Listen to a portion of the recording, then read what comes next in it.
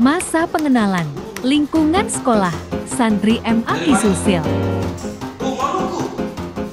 Hari pertama.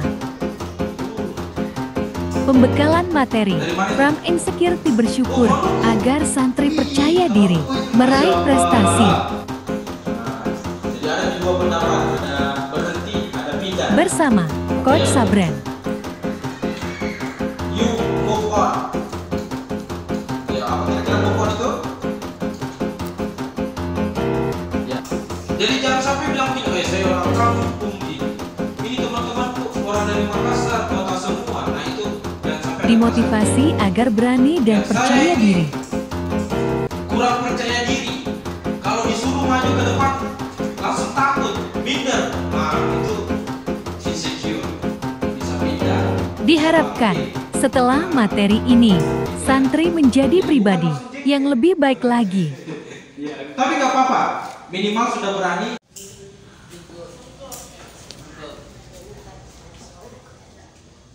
Ya. Coba, mau ulang. Oke. Buat titiknya.